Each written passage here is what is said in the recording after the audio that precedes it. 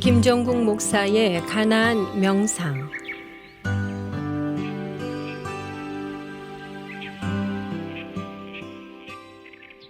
기원전 1세기의 로마 철학자라고 알려지는 세네카라고 하는 분이 이렇게 말했다고 해요. 어떤 말이냐면 출항과 동시에 배가 사나운 폭풍에 밀려 다니다가 사방에서 불어오는 바람에 같은 자리를 빙빙 표류했다고 해서 그 선원을 긴 항해를 마친 사람이라고 말할 수는 없을 것이다. 그는 긴 항해를 한 것이 아니라 그저 오랜 시간 동안 수면 위에, 물 위에 떠 있었을 뿐이다 라고 얘기하는 겁니다. 그러니까 배를 오래 탔다고 해서 또 항해를 한 것이 아니라 그 폭풍 위에 떠밀려 다니다 보니 오랫동안 배 위에 머물렀다고 해서 그 사람은 항해를 한 것이 아니라 표류한 것에 불과하다라고 얘기하죠. 근데 그러면서 덧붙이면서 얘기하는 게 뭐냐면 어쩌면 사람도 마찬가지다. 우리 인생도 그러하다. 오래 살았다고 해서 오래 산 것이 아니라 그것은 단지 오래 생존한 것일지도 모른다 라고 얘기해요. 참 공감이 됐습니다. 그러면서 우리 자신들에게 묻게 돼요.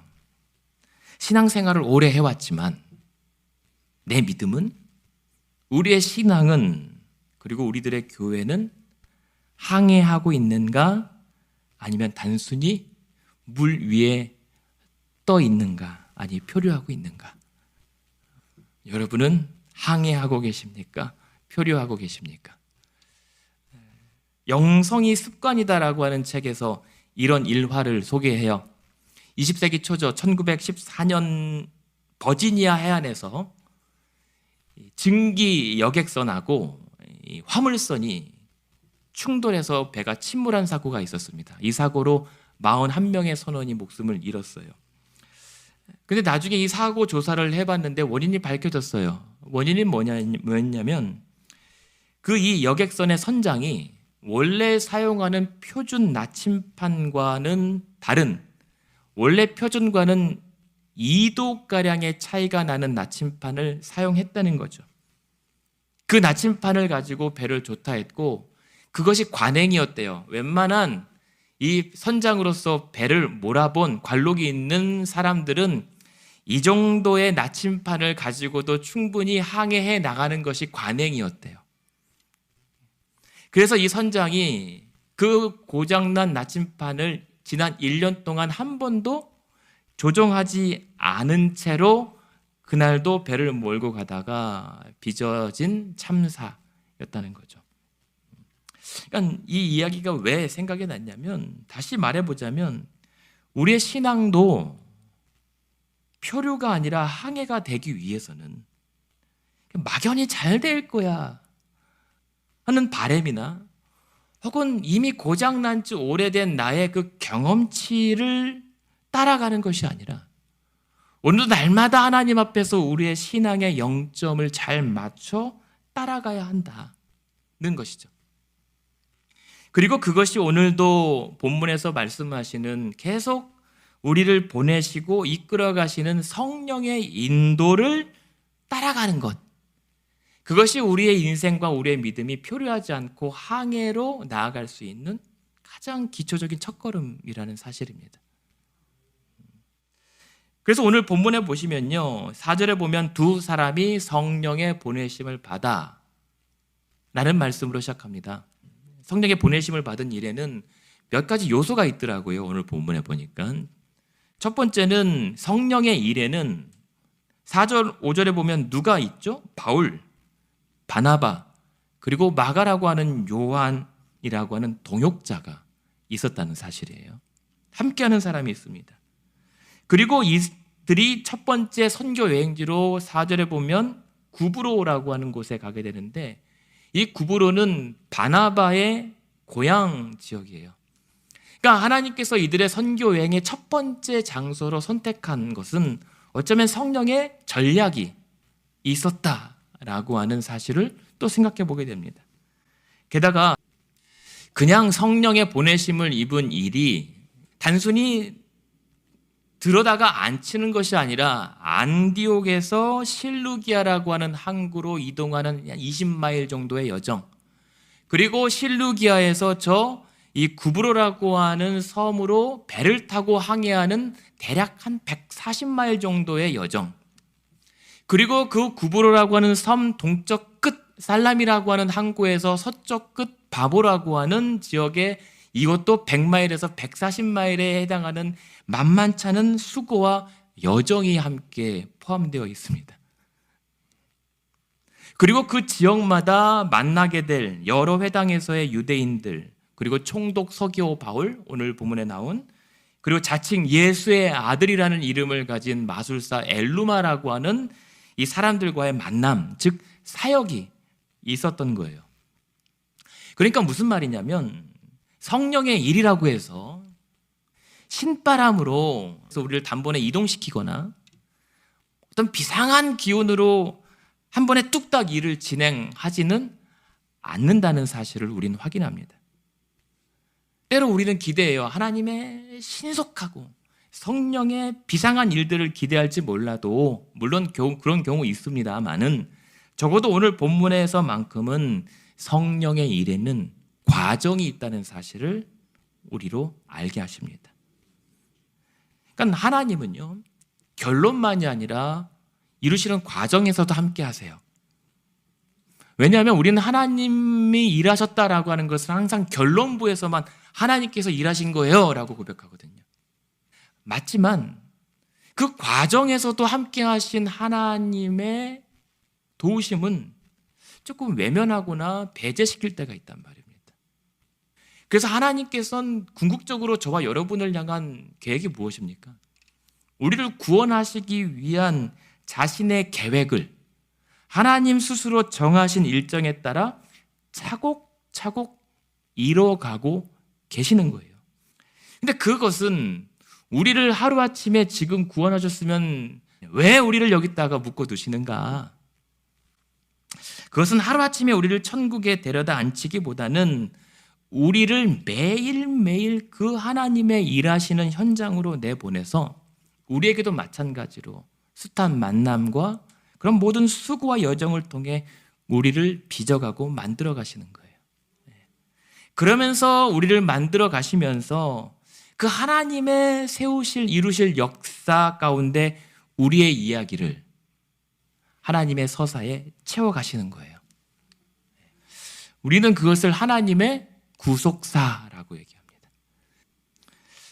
그래서 이를 위해서 오늘도 성령께서 저와 여러분을 보내고 계시고, 그리고 그 과정에서 일하고 계십니다.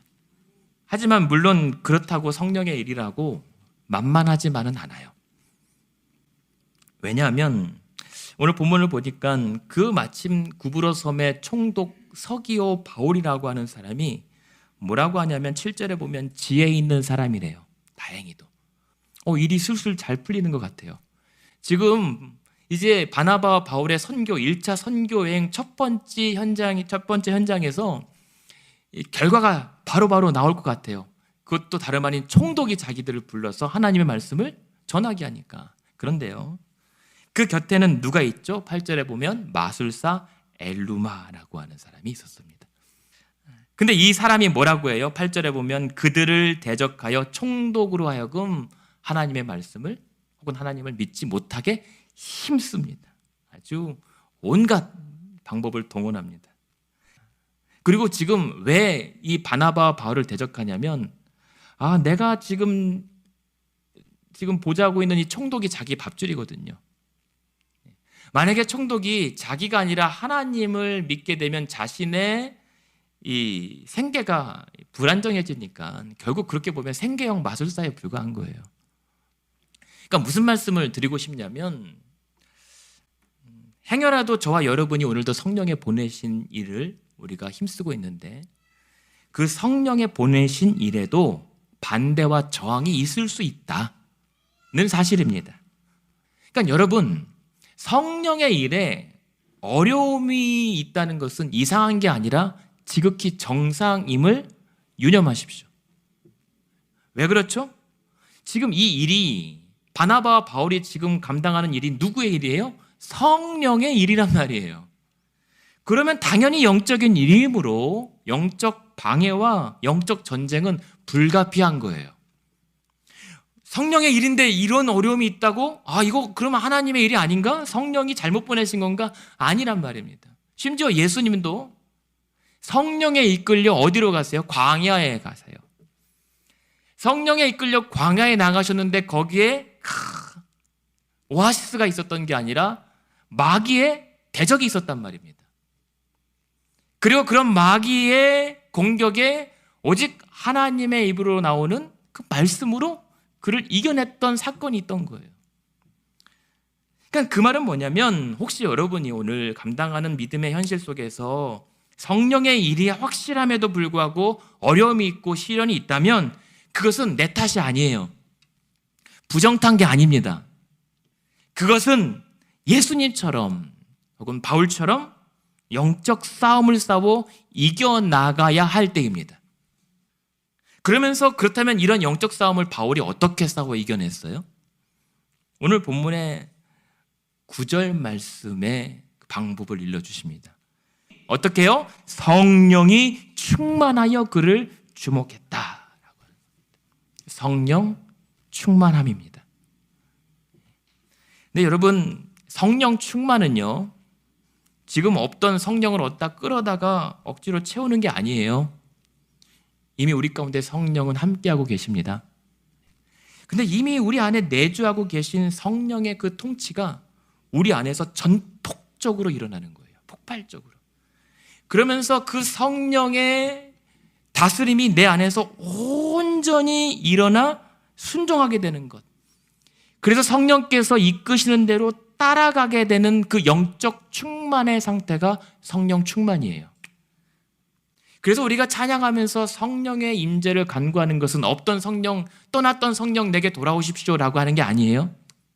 이미 우리 가운데 역사하시는 성령의 임재가 내 안에서 충만하고 온전하게 일어나 나를 온전히 다스리시옵소서 라고 은혜를 간구하는 거예요. 그럴 때 그런 성령 충만한 우리의 영적 이 상태가 일어나면 그 가운데 하나님의 나라가 임하게 되는 거예요. 하나님의 영이신 성령께서 우리 가운데 임했을 때 하나님의 통치가 일어나기 때문이죠. 그랬을 때 하나님 나라의 권세가 우리 가운데 임할 때 어떤 일이 일어나요? 악한 권세가 소멸당합니다. 그리고 오직 성령 안에 있는 의와 평강과 희락이 그 가운데 주어지는 것입니다. 그게 성령 충만이에요. 그러니 어떻게 해야 되겠어요? 성령의 일은 성령으로 대응해야 하는 것입니다. 성령께서 보내시는 일들인데 앞서 언급했던 어설픈 선장의 자기 경험치, 망가진 나침판으로도 나는 훌륭히 항해할 수 있다라고 착각했던 그 어리석음처럼 성령의 일을 육신의 생각대로 대응하다가는요 큰일 납니다. 왜요? 로마서 또 8장에 뭐라고 얘기했죠? 육신의 생각은 하나님과 원수가 되게 만들어요. 그 말은 성도로 하여금 하나님의 법, 하나님의 방법을 따르지 않게 만든다는 거예요. 그러니 성령의 일에 성령 없이 임하게 만드는 사단의 그 미혹에 넘어가지 마세요. 대신 성령의 충만함을 입어서 그것이 성령의 일인지 마귀의 장난인지 주목하십시오. 지금까지 가나안 교회를 섬기시는 김정국 목사의 가나안 명상이었습니다. 가나안 교회는 1255 미러키 애비뉴 글렌뷰에 위치해 있으며 주일 예배와 EM 주일학교 청년부 예배가 주일 오전 11시에 있습니다. 월요일부터 목요일까지 새벽 예배가 매일 오전 5시 45분에 있습니다. 화요 기도회는 화요일 오후 8시에 있습니다. 신앙 상담이나 교회에 관한 자세한 문의를 원하시면 전화 224-735-2346번으로 연락하시기 바랍니다.